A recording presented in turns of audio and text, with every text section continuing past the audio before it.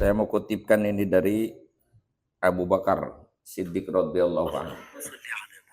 Orang yang statusnya itu paling dekat dengan Nabi. Beliau bilang itu, ini untuk supaya kita ini menjadi renungan kita lah. Bagaimana bisa meraih ketakwaan. Beliau bilang, inna iblis qaimun amamak. Kita untuk jadi orang bener nggak gampang, Pak. Kalau sekedar tahu hukum, insya Allah nggak usah ngaji juga tahu lah. Juga saya sering ngomong begitu. Orang kalau mau sekedar tahu agama, nggak usah ngaji juga tahu kok. Hukum halal haram tahu nggak orang? Tahu kalau sudah tahu. Gitu. Sekedar tahu. Judi itu haram kan orang nggak perlu ngaji itu. Hah? Membandarnya aja tahu. Gitu. Sedekah itu baik juga nggak butuh ngaji itu. Tahu semua. Sholat itu wajib. Tahu semua, nggak ada orang Islam nggak tahu sholat itu wajib. Gitu. Tapi kenapa agama ini suka nggak jalan? Abu Bakar ingatkan sama kita, inna iblis qaimun amamak. Iblis itu selalu berdiri di depanmu. Wan nafsu an yaminik. Nafsu atau jiwamu itu ada di sebelah kanan. Wal hawa an yasarik. Keinginan itu ada di pihak kiri. Kemudian wad dunya waro'ak. Dunia itu di belakangmu. Wal jawarih, anggota tubuhmu, jasadmu, fisikmu gitu. Yang terdiri dari anggota tubuh itu anhaulik, di sekitarmu. Karena kan soul itu kan jiwa di dalamnya. Dan itu berpengaruh juga itu dengan yang di luar. Baru kemudian yang keenam, al-jabbaru fauqok.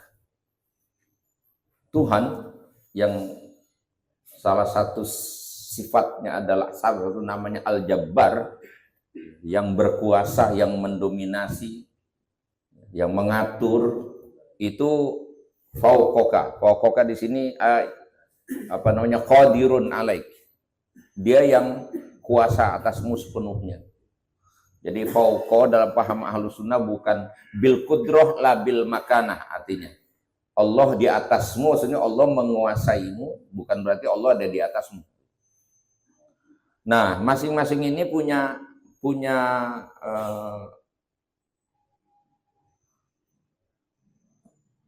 aktivitas sendiri-sendiri.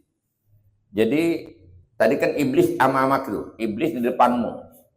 Nah, al-iblis yad'uka ila tarkiddin.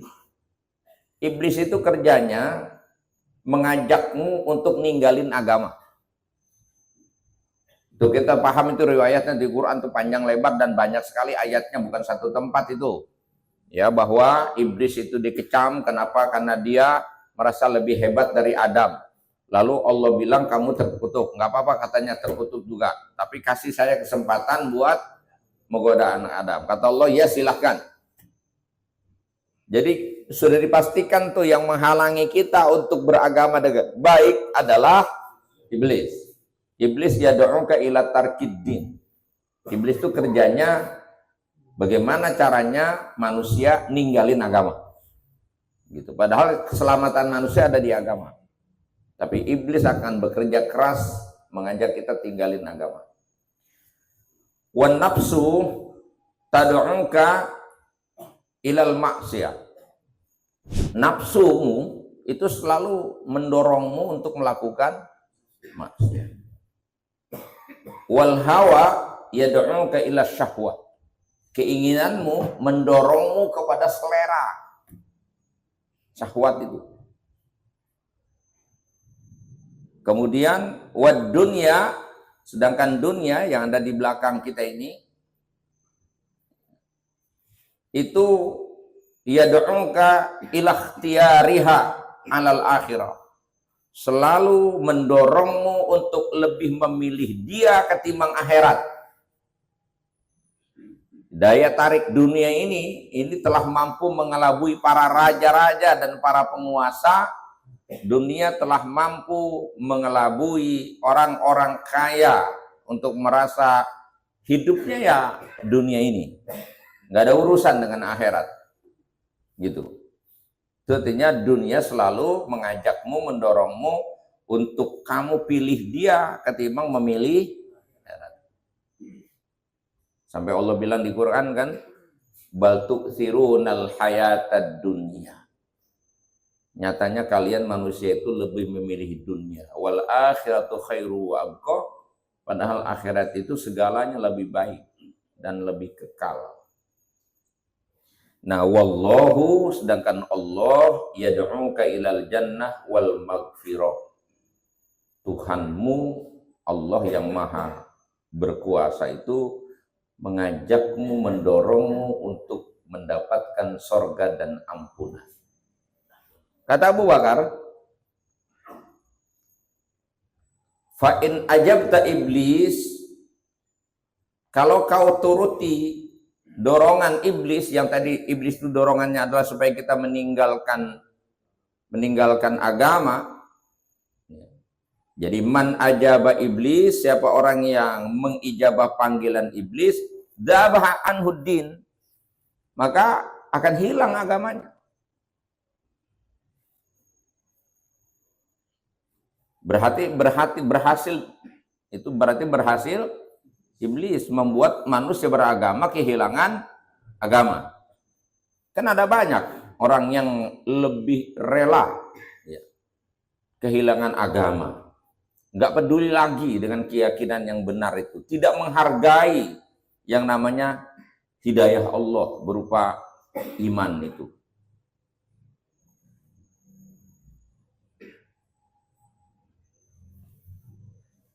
Kemudian waman ajaban nafs, siapa orang yang memenuhi ajakan jiwa nafsu, itu ngapa dia? Dahaba'an hurruh, hilang jiwanya, ruhnya hilang.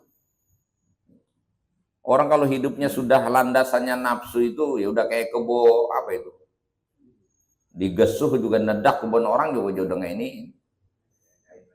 Ya udah nggak diendain. Jadi ibaratnya orang itu kayak robot sudah nggak punya rasa. Lama-lama orang nggak punya rasa, udah hidupnya lewat nafsu saja sudah. Kehilangan ruhnya, jiwanya, soulnya hilang. Wujudnya manusia, tapi tampilannya iblis. Jadi tampilannya manusia, tapi perilakunya yang Allah bilang minal jinnati wan nas, syayatinul jinni wal ins, setan dalam bentuk jin dan manusia. Waman ajabal hawa, siapa orang yang memenuhi panggilan hawa, dhahaba anhul akal, hilang akalnya. Jadi hidup ini kalau menurutin selera doang, hilang akal sudah. Kemudian waman ajabad dunia yang tadi ngajak meninggalin akhirat. Ya sudah, kalau kita penuhi panggilan dunia, dahabat anhul akhirah, hilang akhirat kita. Udah nggak butuh lagi itu yang namanya pahala, janji sorga udah nggak laku. Kemudian waman ajabal a'dha, siapa orang yang memenuhi panggilan tubuhnya, raganya, maka zahabat anhul jannah, hilanglah sorga darinya.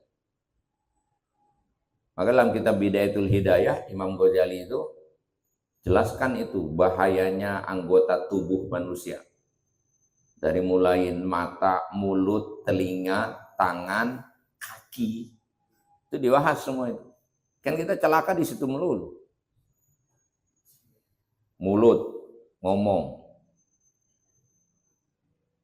Ya kalau ngomongnya bagus mendapatkan kebaikan, tapi ngomong salah bisa mendatangkan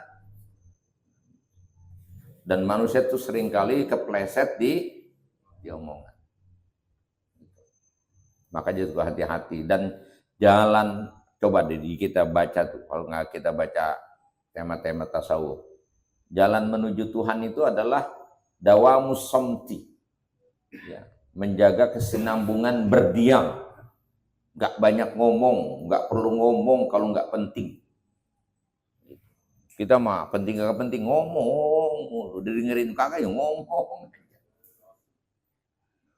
Tuh, mulut sampai ngomongin orang, udah seru kan ngomongin orang, nggak terasa dari sore sampai malam, habis itu mau pagi. Sekalinya kagak ngomongin orang, dengerin orang yang ngomongin orang. Kata dia, gue mah gak pernah ngomongin orang doang ya. Ya lu sama, lu dengerin. Mungkin ngomong kalau nggak dengerin. Hah? Jadi yang ngomong sama yang dengerin, ya syarikun lahu. Gitu. Sekutu. Ini orang ngomongin orang nih. Kita tinggal, berhenti nggak ngomong dia? Berhenti. Ya lu dengerin, makanya dia terus. Gitu. Jadi mulut, telinga, itu ke mata. Mata ini dahsyat ini. Maka suruh pejamkan mata. Tangan bekerja dan mengambil. Kaki berjalan menuju ke tempat. Kemana arahnya? Kalau enggak bisa dijagain, nurutin kerja dia serampangan, hilang jatah surga kita. Padahal kita semua dicipta oleh Allah, ya, include dengan jatah surganya masing-masing.